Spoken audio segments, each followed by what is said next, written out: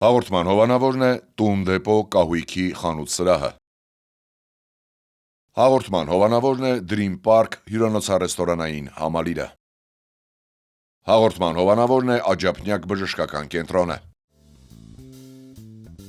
Բարի լույս սիրելի հեռուստադիտող, բարի կիրակի, հուսով ենք շաբաթօրը ձեզ մոտ անցավ լավ եւ կիրակին էլ սպասում եմ, որ լավ պետք է անցնի։ Կրկին տեսնում եք ինձ Երզյանն, այն նշանակում է բարև երկիրն է եթերում եւ մենք ձեզ համար առանձնացրել ենք հետաքրքիր տեղեկատվություն, բայց մինչ այդ Զյաննա հիշենք մեր հովանավորներին։ Մինչև հիշելը ես բարևեմ մեր հեռուստադիտողներին, մեր երկրին, հարցնեմ թե ինչպես են արթնացել եւ բնականաբար սպասում եմ դրական պատասխան։ Մենք մեր հերթին կանենք ամեն ինչ, որպեսզի ձեր կիրակի օրը իհարկե լավ ընթացք ունենա։ Գործընկերներին հիշենք անպայման Տուն դեպո խանութ սրահ, Dream Park հանգստյան գոտի եւ Աջափնյակ բժշկական կենտրոն։ Շնորհակալություն, որ մեր կողքին եք, նաեւ մեզ հետ են մեր անբաժան հասցեները, որտեղով կարող եք հետևել մեր թողարկումներին, դրանք են Երկիր մեդիայի YouTube-յան ու Telegram-յան ալիքները, ինչպես նաև Երկիր մեդիայի ու Բարև Երկրի Facebook-յան եւ Instagram-յան հարթակները։ Շնորհակալություն հետաքրքիր նամակների, առաջարկների, ինչու՞ չէ նաև նկատողությունների համար, մենք բոլորը կարդում ենք եւ արձագանքում։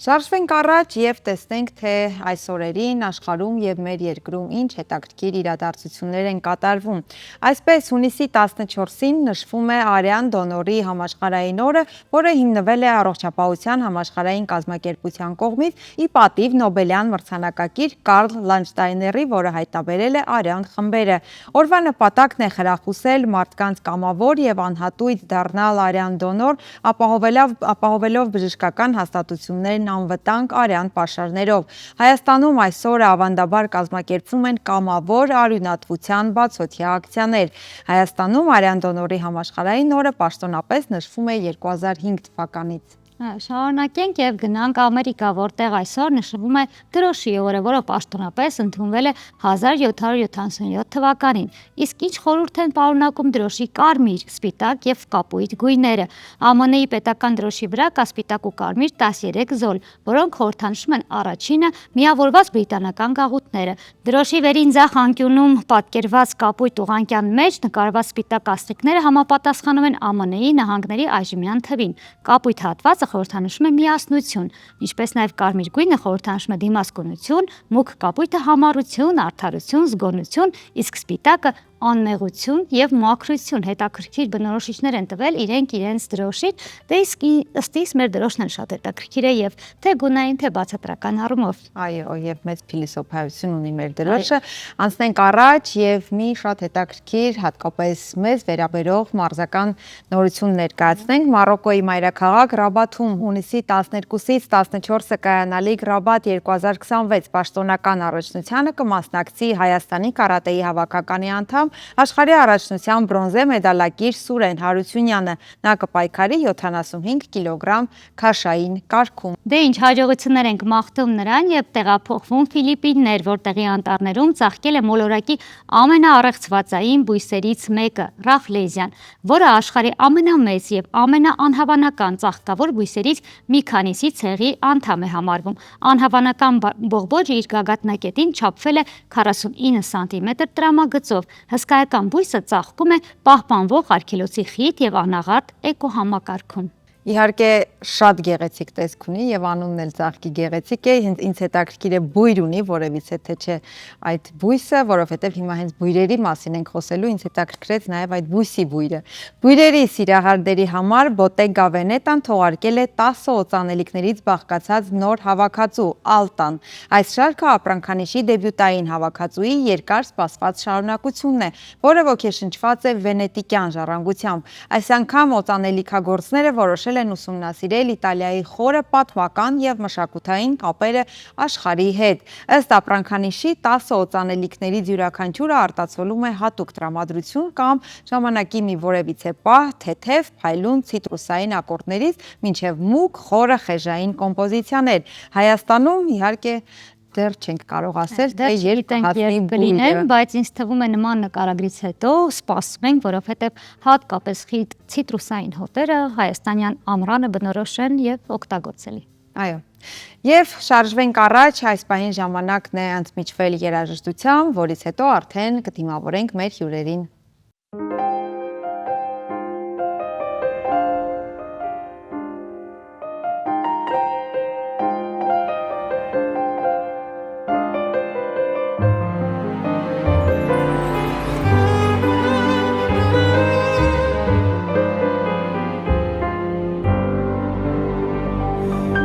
Tamam aşkar bedu deka Çetagi ha baş nazani Çete sakudi dari bez Dun dipunen baş nazani Teham haknis Tezar haknis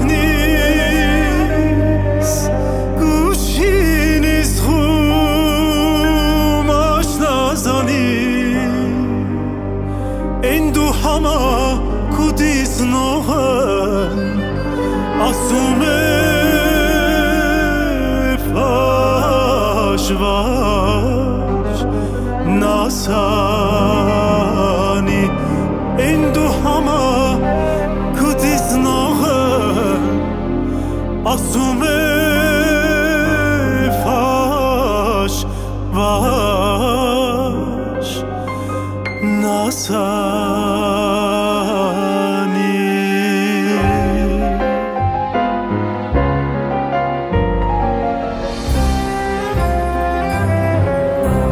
Ամեն սազի մեջ ընգոված Տուն թամամ տասնից կամանչա Նա կազմարդ քիչ չի կանա տեսնի Դու նրա պասնից կամանչա Նա կազմարդ քիչ չի կանա տեսնի Դու նրա պասնից կամանչա Ղաստարա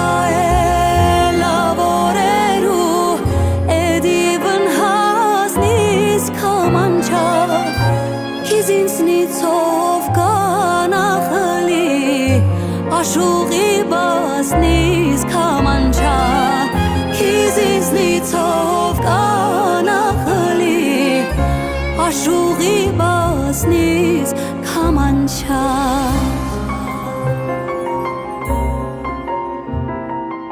Քանի որ չանիմ յարքի ղուրբանի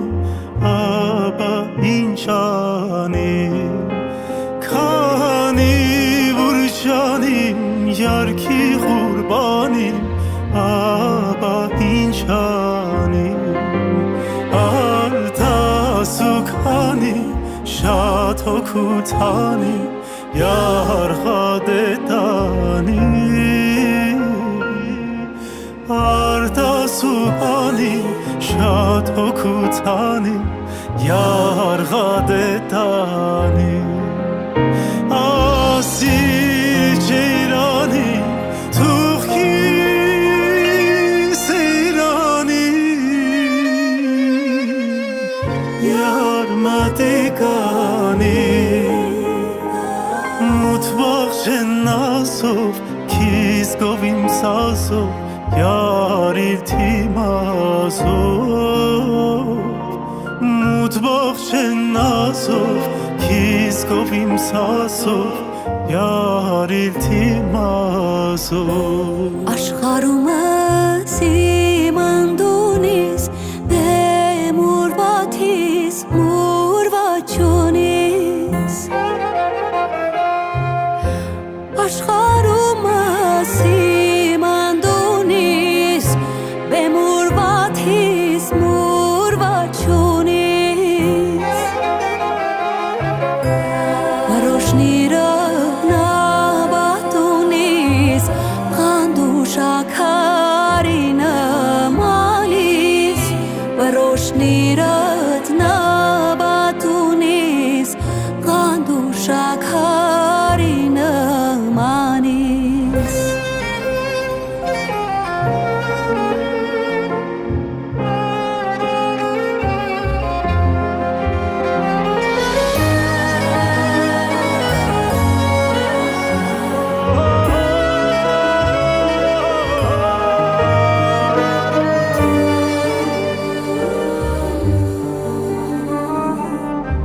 Դունեն հուրին իսվուր կեմի գուզավթե Չունքի ինձ ավթեցիր խապով նազանի Արիվի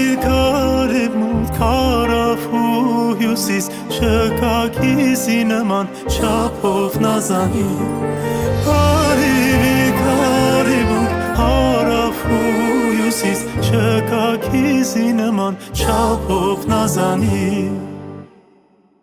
Թեկուզ քու քաշն մարգրիտան բրոյի Թեկուզ քու քաշն ալմաստան բրոյի Յակ չիմի տաչիմ հերացնի քիզ քու յարեմ բարեմ Յար չիմի տաչիմ հերացնի քիզ քու յարեմ բարեմ Չիմ քաշվի եկած մահեմ են, ռահիբի տված ահեմ են, թեկուզ ռաղամ գա շահեմ են Յար չիմի տաչիմ հերացնի քիզ քու յարեմ բարեմ Յար չիմի տաչիմ հերացնի քիզ քու յարեմ Քիզ քու յարեմ բարեմ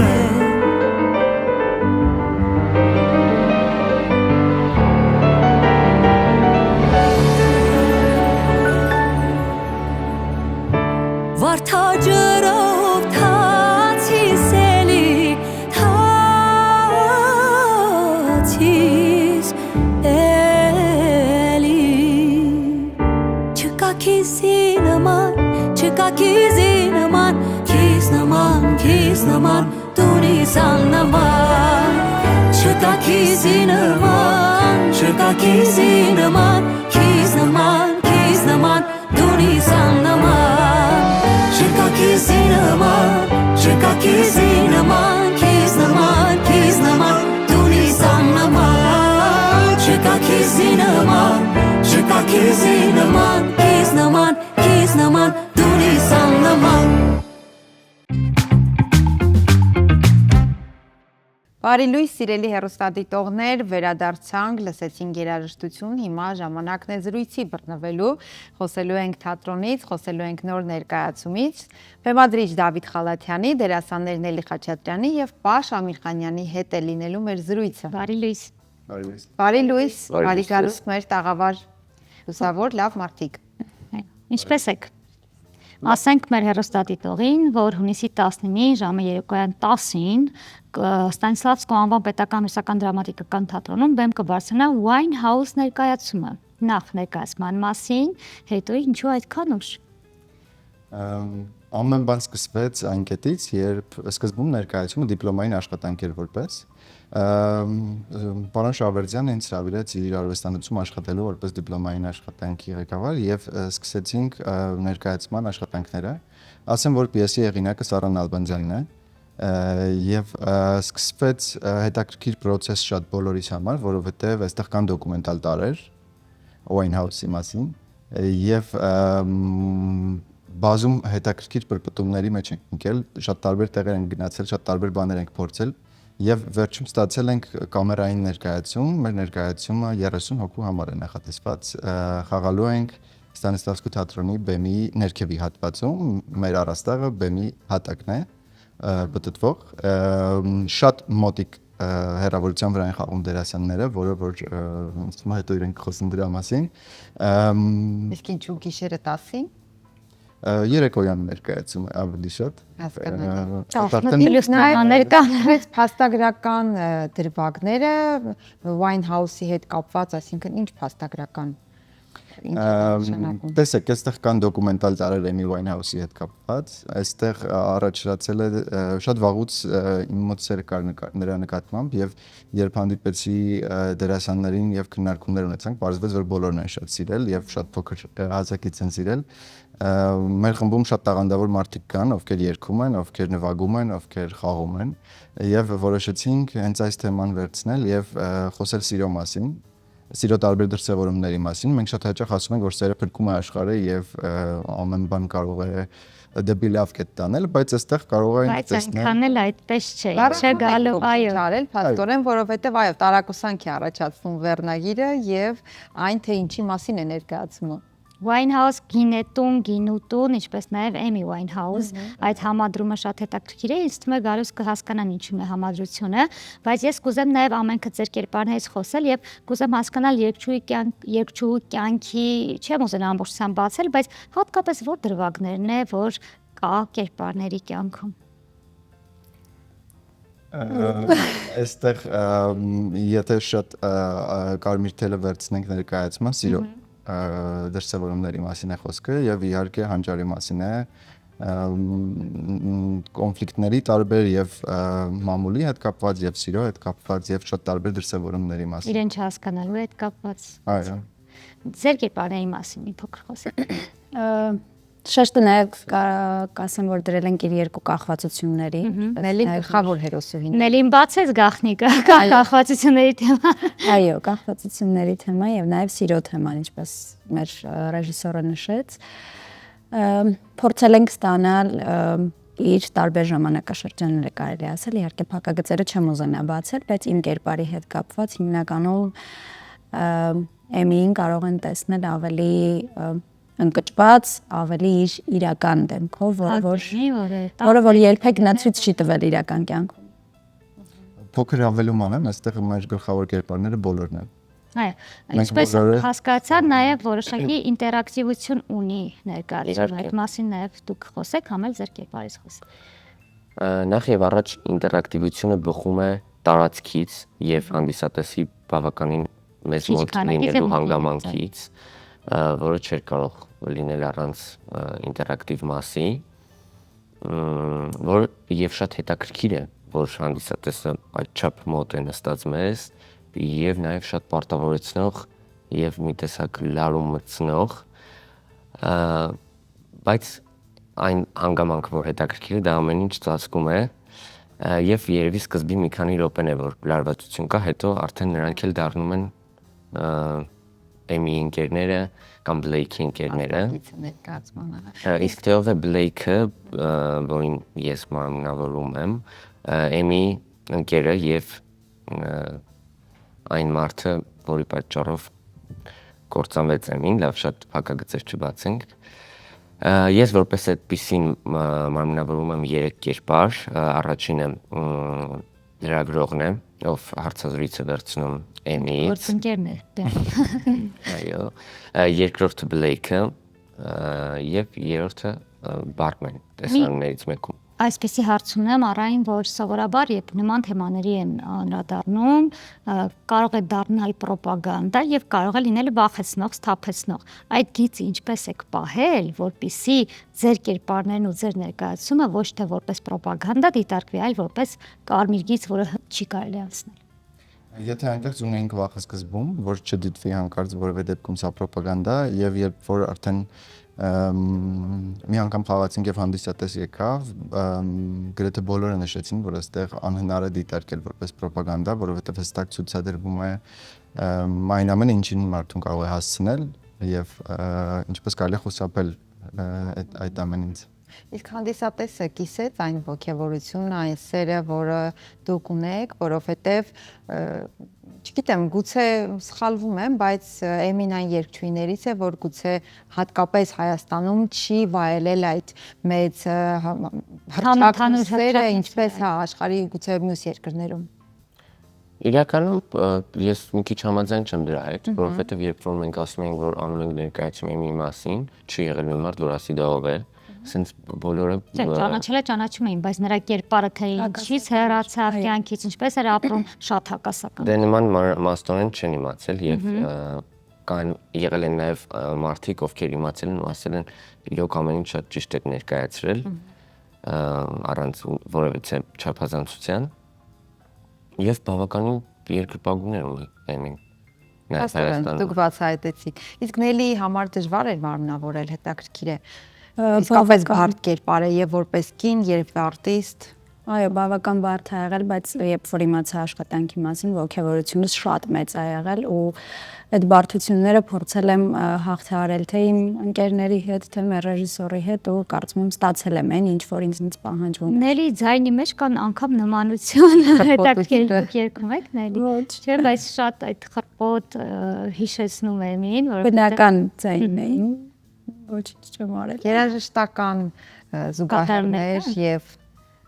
շարունակեք, ինձ թվաց ես Չէ, ընդգծեցի, ես ավարտեցի իմ հատվածը։ երաշտական ուղեկցում է հաղորդիչ երկին Երաժշտական։ երաժշտությամբ։ Չեմ ուզում շատ բացել փակագծերը ասելով թե հստակ որ երկերը ինչ կամ իրեն թե ոչ, բայց ուզում եմ ասել, որ կենթանի երկեցողություն ունենք ընթացքում, նվագակցում ունենք ընթացքում եւ շատ Ովքեր են երգում, ովքեր են նվագակցում։ նվագում են եւ բոլորի երգում են միմիայն մեր դերասանները, իսկապես շատ տաղանդավոր թիմ է այստեղ կանգնած, 9 հոգի ենք, 7 էմիներ եւ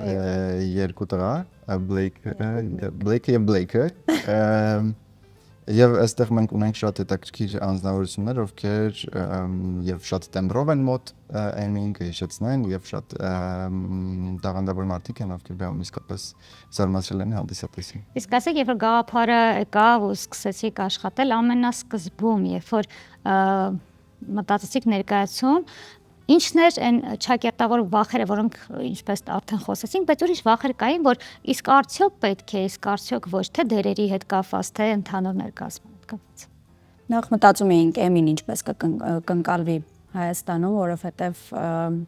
կային մարդիկ, ովքեր տեղյակ չէին Էմի Ուայնհաուսի մասին, կային մարդիկ, ովքեր տեղյակ էին, բայց այնուամենայնիվ մտածում էինք, թե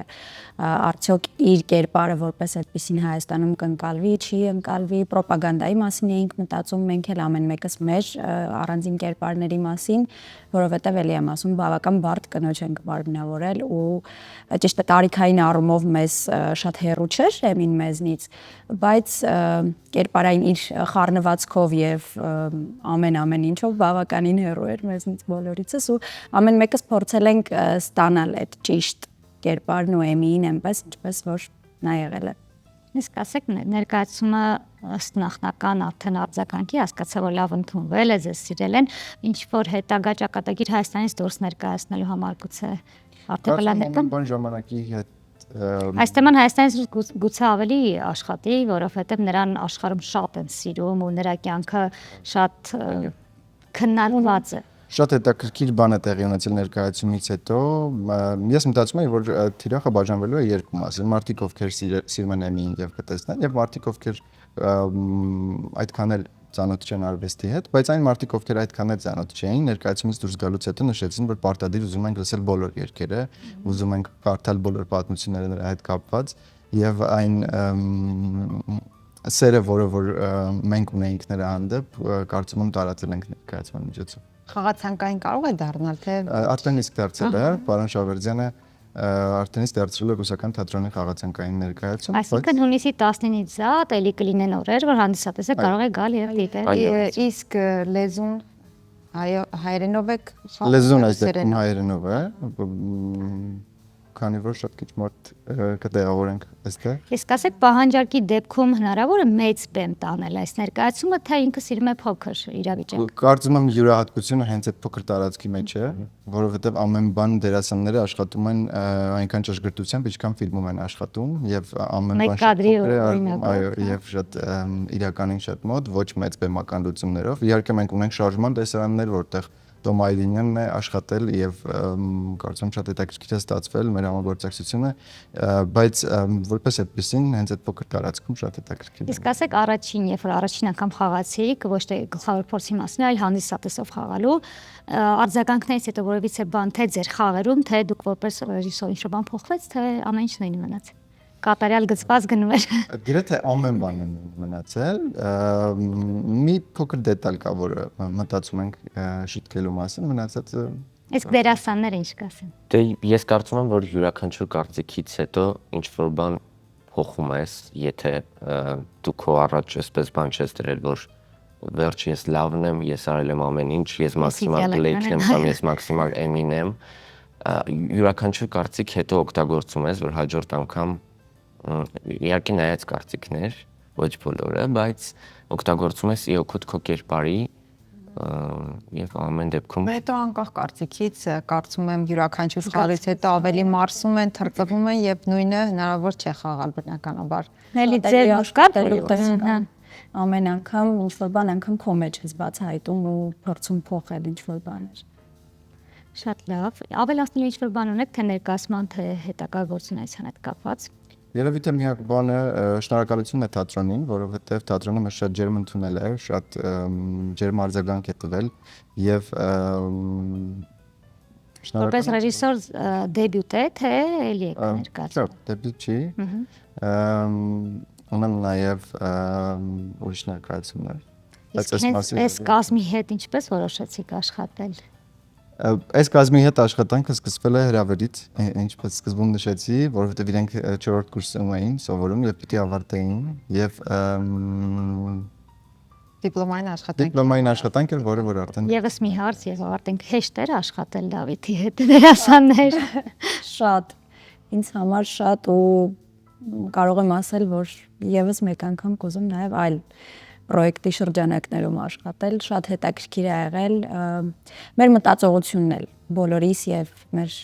Դավիթի մտածողությունը կարելի է ասել շատ նման էին, իրար բարդություններ գրեթե չենք ունեցել։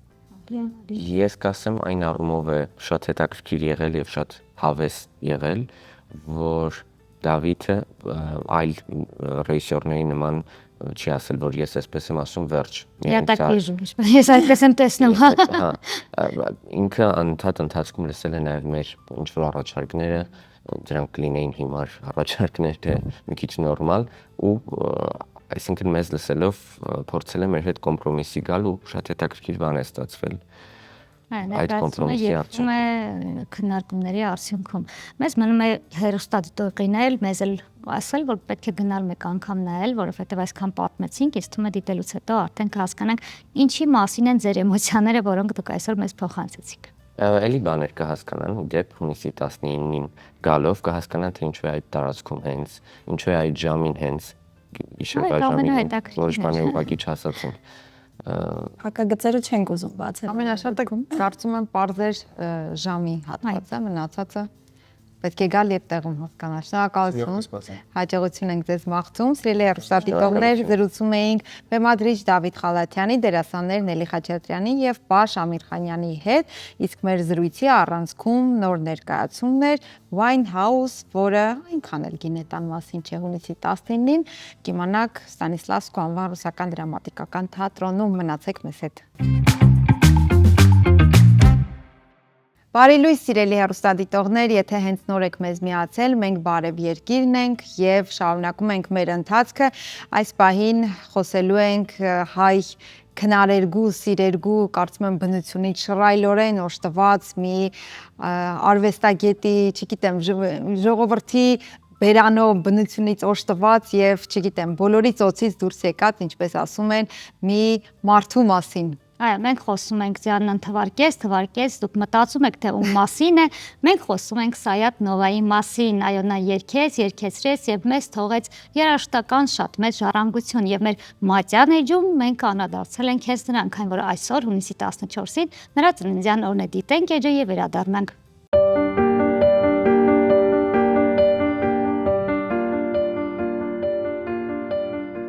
Սայաթ Նովան, իրական անունը Հարություն Արութին Սայադյան, ծնվել է հունիսի 14-ին 1712 թվականին Թիֆլիսում։ Նրա նախնյաց հայրենիքը ամենայն հավանականությամբ եղել է Կիլիկյան Հայաստանը, հոր Մահտեսի Կարապետի ծննդավայրը, Ադանան կամ Հալեպը։ Սայաթ Նովայի ընտանիքը Թիֆլիսի մոքալակներից, այսինքն քաղաքային արհեստավորներից էին։ Նրա մանկությունն ու պատանեկությունն անցել է Թիֆլիսում։ Սովորել է գրել, կարդալ հայերեն, վրացերեն, ինչպես նաև իմացել է արաբական այբուբենը։ 12 տարեկանից նրան տվել են արհեստի։ Սովորել է ջուլհակություն եւ կարճ ժամանակում այնքան է հմտացել, որ կտավը հինելու եւ գործելու նոր դասգահ է պատրաստել։ Երգն ու երաժշտությունը նրան հմայել են դեռ փոքրուց, գուցե հոր եւ մոր ազդեցությամբ։ Մինչև 30 տարեկանը Սայաթ Նովան կատարելագործվել է աշխուղական արվեստի մեջ, սովորել եղանակներ ու պարզ ու խառը չափեր, հորինել խաղեր, հարմարեցնելով հատուկ մեղեդիներ եւ կատարել ժողովրդական հավաքույթների ժամանակ։ Նա երկար տարիներ շրջել է Մերձավոր Արևելքում, եղել Պարսկաստանում, Հնդկաստանում եւ Օսմանյան կայսրությանը ենթակա երկրներում։ Սայաթ Նովայի կյանքը ավելի քան 150 տարի եղել է գրականագետների, լեզվաբանների, պատմաբանների եւ փիլիսոփաների բանավեճերի առարկա։ Նրա կյանքի բազմաթիվ կարևոր հանգամանքներ եւ մանրամասներ մինչ օրս էլ ամբողջությամբ չեն ուսումնասիրվել։ Նա համարվում է ուշ միջնադարի հայ բանաստեղծ, աշուղ, ժողովրդական աշուղական նոր դպրոցի արևելյան ձևի հիմնադիր։ Մեզ է հասել նրանից շուրջ 2200 երգ եւ 7000 աշուղական բանաստեղծություն։ Սայաթ Նովայի ծննդյան թվականի հարցը եւս առանձին համակողմանի քննության է ենթարկել Պարույր Սևակը, արկա փաստերի ուսումնասիրությամբ եզրակացնելով, որ նա ծնվել է 1722 թվականին։ Պարույր Սևակի կատարած քննությունը ճշգրտելով եւ նոր տվյալներով համալրվելով, այժմ 1722 թվականը համարվում է ամենավստահելին։ Սայաթ Նովան ամուսնացած է եղել Մարմար Շահվերդյանի հետ եւ ունեցել են 4 երեխա։ Նա կյանքից հեռացել է սեպտեմբերի 22-ին 1795 թվականի, երբ 83 տարեկան էր։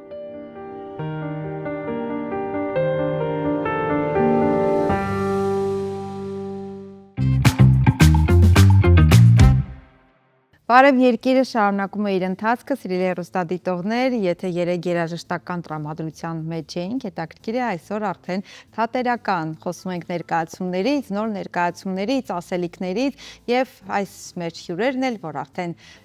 գեղեցիկ կերպով տեղավորվել են մեր գեղեցիկ բազմոցին, բացառություն չեն, բեմադրող ռեժիսոր Գայանե Անդրասյան, դերասանուհի Միլենա Ավանեսյան, ինչ ներկայացման մասին ենք զրուցելու։ Զրուցելու ենք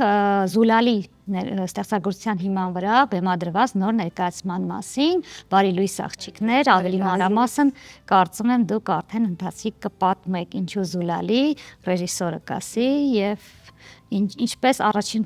բեմելը եղել է, ինչպես է արձագանք եղավ հանդիսատեսի կողմից։ Ինչու Զուլալին, Արինե Աբգարյանի, քանի որ ուղղակի ես ուզում եի հայկական ժամանակակից ստեղծագործություն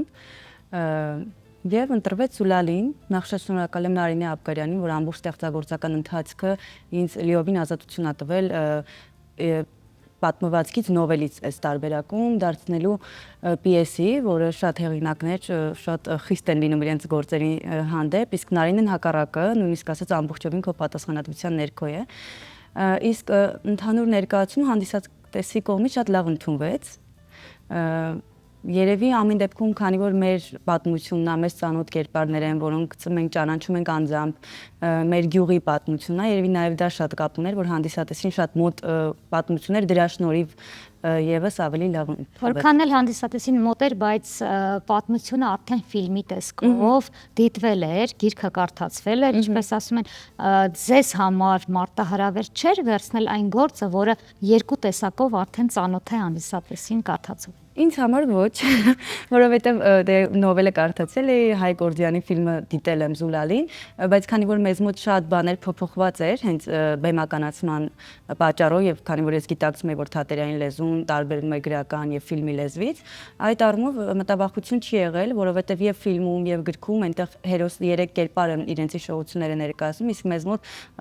երրորդ աչք, որը ուղղակի գյուղացի կոշկակարն է, իր միջոցով են պատմությանը հետևում եւ միևնույնն է թատրոնի լեզուն շատ տարբեր է, դրա համար չէ բացարձակ։ Միլենան է գլխավոր հերոսը։ Այո, Միլենան Զուլալին է, մենք ունենք նաև փոքր Զուլալի, Ռայա Հովհաննիսյանը, կոշկակարը Իշխանը Ղարիբյանն ինքն է դերակատարը, Տիգրանուհի Տեր-Մարկոսյանը Մայրանուշ է խաղում, Բազգեն Մկրտչյանը Նազարոս, Արման Սիմիկյանը Ջրաղացմանի տղա եւ Սերգեյ Ոսկանյանը հայր, իսկ բեմանկարիչը Սուսաննա Հաղբերդյանը։ Բոլորին ողջույնի։ Այո, Միլենայի հետ, այո։ Քանի որ ամբողջ ներկայացումը իրենց երաժշտության ներքո է ուղեկցում։ Միլենայի հետ շարունակենք, հասկանանք բարդ կերպար է, իհարկե շատ հոգեհուզական կերպար է, ինչ դժվարությունների միջով անցակ, որքան էլ հային բնորոշ կերպար է, այնուամենայնիվ ինքը հոգեբանորեն դժվար կերպար է։ Իրականում ամենամեծ դժվարությունը այն էր, որ Զուլալին չի խոսում ու չխոսալով արտահայտել էմոցիաներ, այդ շատ բարդ էր իմ համար։ Ինձ ավելավաս հենց շատ տեքստ լիներ ես սովորեի, քան որտեղ իսկապես բարդ էր։ Մենք չիտկաների փոլում որ հանդիպեցինք, բոլորը տեքստ ունեին, ես ունեի աու եւ ուա արտահայտությունները գրած, ու ես չգիտեի դա ոնց պիտի խաղամ, որովհետեւ պիտի հասկանայի Զուլալի հոգեբանությունը, պիտի դա ծիծաղելի չլիներ, որովհետեւ ամեն դեպքում ինչ որ տառեր է ու դու պիտի դա հասկանալով ասես, զգալով ասես, բայց ինձ թվում է Զուլալի կերպարը ի տարբերություն մյուս կերպարների, ովքեր որ խոսալու ունակություն ունեն, Զուլալի կերպարը, քանի որ չի խոսում, ամեն ինչ շատ ավելի ուրիշ ձև ազգում ու այդ դերասանի համար շատ հետաքրքիր է։ Երևի ամենամեծ բարդությունը այդ չխոսալն է եղել։ Գայանե, ինչպես որոշեցիք, որ պետք է Միլենան մարմնավորի։ Նախ ես 1 տարի այս գործի վրա աշխատել եմ ու հետաքրքիր է, որ երբ որ ես նայում էի ֆիլմի մասին, ֆիլմն էլ բավական երկար ու դժվար է այդ վերջնական փուլը սկսվել, նույնիսկ հիմա ֆիլմից եմ խոսում, բայց նույնիսկ որ ֆիլմը նայում էի, որ նկարը հանել են, հետո ստոպ ա եղել, պրոցեսը նորից են սկսել, նույնը իմ մոտ էր, որ ներկայացումը, երբ որ շատ երկար տևեց այդ մինչև սկսելու փուլը, եւ իրականում Ինձ Զուլալի տարբերակներ ունեի իմ մտքում կերպարի, բայց նույնիսկ չէի մտածել, որ փոքր տարիքայինը պետքա լինի, մտածում ինձ միանգամից մեծ Զուլալին կլինի եւ պատահաբար որոշեցի, որ պետքա Միլենա խաղա եւ բացարձակ չեմ փոշմոն է, շատ գոհ եմ իմ որոշումից եւ իմ զգացողությունից, որ ճիշտ է մտրել իրը։ Միլենա, ասեք, այդ ամենագին խոսքեր չկան, բայց Զուլալին այն կերպարներից է, որտեղ կան դիմախաղ, էմոցիա, երբ որ կադրի հետ է մարդ աշխատում, դիմախաղը ցույց տալը հեշտ է, բայց երբ որ բեմի վրա արդյոք կարողանում եք այդքան հանդիսապես, արդյոք հեշտ է ավելի ճիշտ, ոչ թե կարողանում եք այդքան հանդիսատեսի հետ դիմախաղով խոսել։ Իրականում Երեկոյա վատ բան եմ ասում, բայց ինձ համար որպես դերասանուհի շատ ավելի կոմֆորտ է թատրոնի բեմում, քան կամերայի առաջ, չգիտեմ ինչի է տենց, բայց թատրոնում ես իսկապես խնդիր չունեմ։ Ես հանդիսատեսին ու մի հատ շատ կարևոր բան ասեմ, Պարոնյանի մենք փոքր բեմում ենք խաղում, ու այնտեղ հանդիսատեսը շատ մոտիկ է, բայց ես վախենում էի, մտածում էի այդքան մոտիկության վրա, ինձ թվում է շատ դժվար կլինի, բայց այդ օրը ես ներկայացումից հետո Գայանեին եմ ասել, որ մենք հանդիսատեսի միայն էներգիան է զգում ու մենք իսկապես ոնց որ մարդ չլիներ այնտեղ ու իմ համար անկեղծ շատ ավելի հեշտ է թատրոնում, ես խնդիր իմ մոտ կամերայի առաջ ավելի դժվար է բնական լինել եւ էմոցիա խաղալ, քան թատրոնում։ Ընդհանրապես։ Հետաքրքիր է, որ բոլոր դեպքերում Զուլալին թե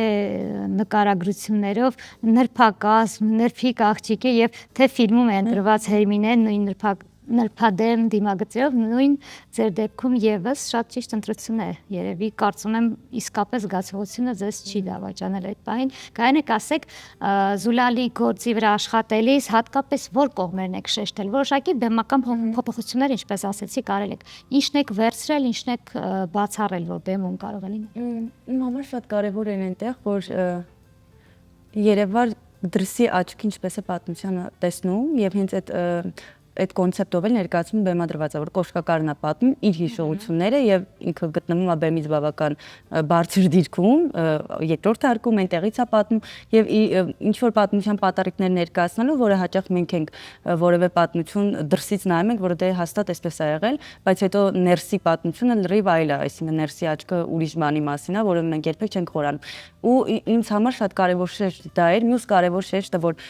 թվում է Զուլալին չի խոսում ներկայացման ընթացքում բայց իրականում ոչ մի կերպար չի խոսում իրենք խոսում են ոնց որ Չեխովյան հերոսները միմյանց հետ բայց ոչ մեկ մյուսի հետ չի իրապես հաղորդակցվում եւ փոխհարաբերություններ ունենում ու ինձ թվում է իրենց ամբողջ ողբերգական այդ ընթացքը այդ ընտանիքի հենց դրանից էլ գալիս է որ հաղորդակցում ու այդ սիրտը բացելու գոյություն չունի դա էր մյուս կարևոր կետը հետո մեզ մոտ չկա այն ինչը ֆիլմում կար եւ գրքում որ շատ էր գյուղացիները այդ մասսայական տեսարանները մեզ մոտ չկա շուկայի տեսարանները որտեղ հա չէ շուկայի տեսարաններ չկա մեզ մոտ ուղակի պետքա գնան շուկա վաճառելու այդ բլիթները ու չի լինում որտեղ երեխան վնասում է իրուսը բայց օրինակ ջրաղասպանի տղայի պատմությունը կա որը ի սկզբանե այդ բռնության տեսանը երբ որ 1 տարի առաջ աշխատում ես մտածել էի դա պետք չի ընդհանրապես չգիտեմ 1 տարվա ընթացքում իմ հետ ինչ եղավ բայց հասկացա որ իրականում ամենադաժան հատվածներից մեկը հենց այդ է ոնց կարելի է արդեն իսկ փխրուն կյանքի կողմից խոցված մարդուն մի հատ էլ հասարակությունից որևէ մեկը եւս մեկ անգամ նեղացնի ու կոտրի ու բռնանա Երևի այդ է։ Հիմքները ամբողջ այդ պատմության։ Իսկ լուծումները դժվար չէր թատրոնում, ֆիլմում դե նկարահանումը հեշտ է այդ տեսանը ստանալը։ Չէ, այդ տեսարանը դժվար չի եղել, որովհետև հենց ամենասկզբից ես որոշել էի, որ չի լինելու ճակերտավոր ասած բուլգար, չի լինելու որ մեր կանան, չի լինելու որ ինչ-որ հագուստ պատրեն նման տեսարաններ չպետք է լինի, ես մտածում եմ ընդհանուր ներկայացումից շատ կա որ սիմվոլիկ են լուծումներ, ինքնասպանությունն էլ մենք չունենք որ տեսնենք մեկը կախվեց հայրը ինչ-որ տեղից իրական կամ թատրոնի խապկանքով դա ստեղծենք, այլ շատ ամբողջ ներկայացում կառուցված է որ սա թատրոն է եւ իրենք խաղում են, ոնց որ թատրոնի մեջ այդ խնդիրը պահված է ու դրա համար այդ տեսանը շատ հեշտ լուծվել է։ Միլենա հանդիսատեսը ապրոմակցում էր, հուզվում էր, հատկապես որ ինքը ավելի կամերային տրամադրության մեջ է, հա, քիչ է հանդիսատեսը, ինչ էներգիա եկավ։ Սկզբում ձեր խոսքի ասացիք, որ հանկարծ ծիծաղելի չլինի, այդ շատ նուրբ է շեմ, էլի, ինչպես անցավ։ Գիտեք, ես նաև հանդիսատեսից եմ լսել այդ կարծիքը, որ ասում էին ինքան կարևոր էր, որ դա ծիծաղելի չէր, որ դու չես կարողանում խոսել ու օպերատոր կար, մեզ ինձ հարցազրույց եկել վերցնելու, այդ օպերատորը ուղղակի մոտեցավ ինձ ասաց, ինձ թվում էր դուք իսկապես չեք խոսում իրական կյանքում։ Ու շատ հուզեցիք ինձ, ու իսկապես այնքան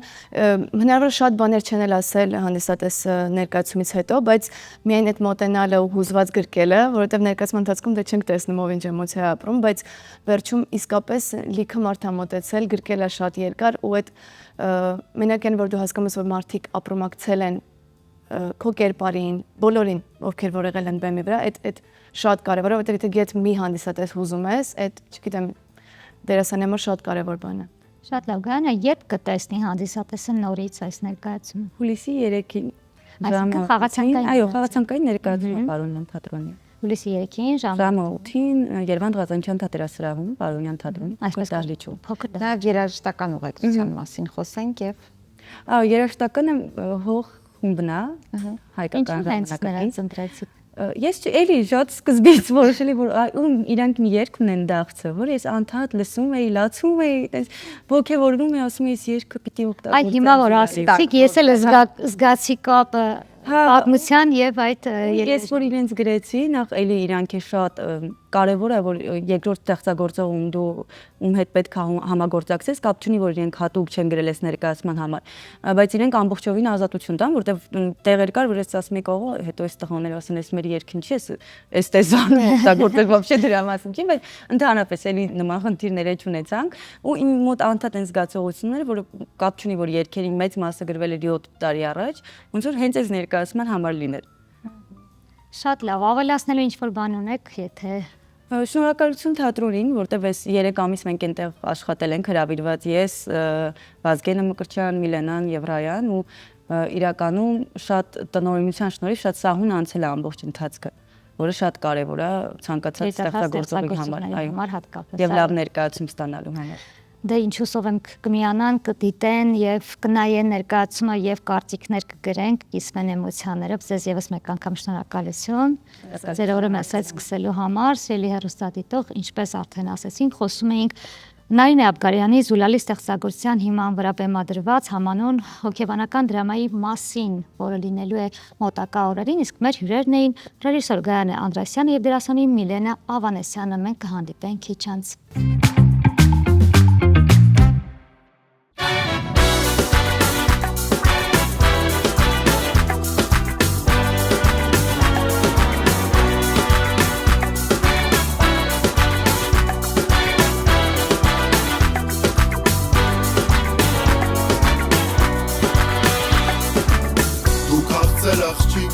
Ամենից սիրում Քեզ երկում եմ սեր, դու ես իմ սրտում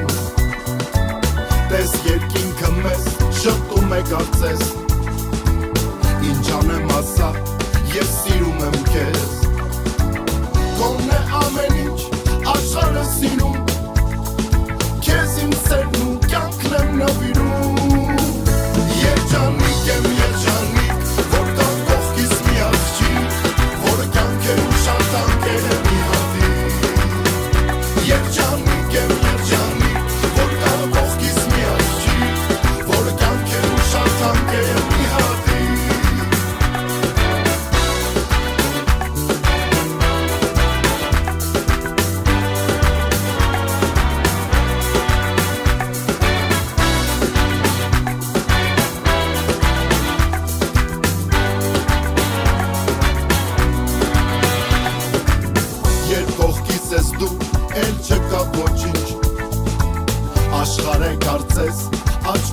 քոջինչ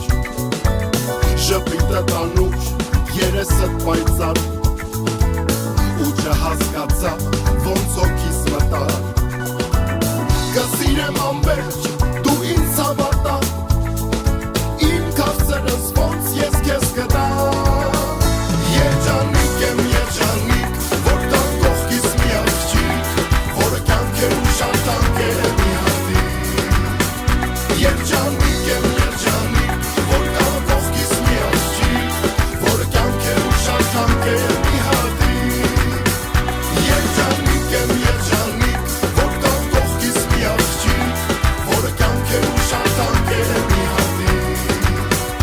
Երջանիկ եմ երջանիկ որ կա կողքիս մի աղջիկ որը կյանքեր ու շատ տանկեր է մի հատիկ որը կյանքեր ու շատ տանկեր է մի հատիկ որը կյանքեր ու շատ տանկեր է մի հատիկ